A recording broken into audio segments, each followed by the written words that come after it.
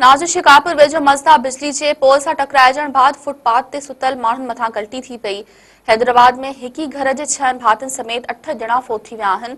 तफ़सील ॿुधाए रहियो आहे महबूब बलोच। जी महबूब, वधीक छा अपडेट्स आहिनि?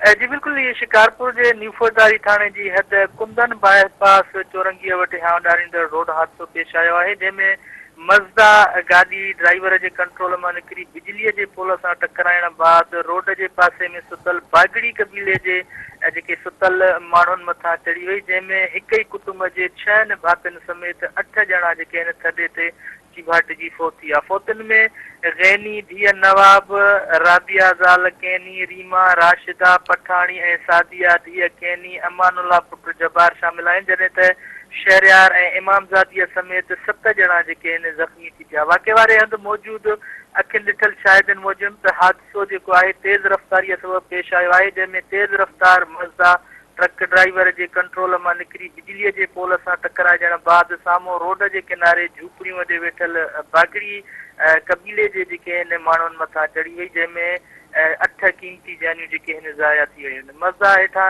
दॿिजी फोत थियल ऐं ज़ख़्मियुनि खे रेस्क्यू अमलदारनि तोड़े इलाइक़े वासियुनि ऐं पुलिस ॿाहिरि कढी सिविल अस्पताल शिकारपुर मुंतक़िल कयो वियो, जिते ज़ख़्मियुनि खे तिबी इमदाद ॾिनी वई, जॾहिं त फोतुनि जा मड़ जेके आहिनि ज़रूरी कार्रवाईअ बाद वारसनि हवाले कयो आहे। तव्हांखे ॿुधाईंदो हलां त पुलिस पंहिंजो मौक़िफ़ ॾींदे ॿुधायो त हादिसो अचानक पेश आयो आहे ऐं राति जो टाइम हो। चौरंगीअ खां क्रॉसिंग दौरान गाॾी ड्राइवर जे कंट्रोल खां निकिरी बिजलीअ जे पोल सां टकराइजी वई, जंहिंमें वॾो जानी नुक़सान थियो आहे। पुलिस मज़दा गाॾीअ खे तहवील में वठी छॾियो आहे, जॾहिं त ड्राइवर जेको आहे हादसे बाद फरार थियण में कामयाब थी वियो।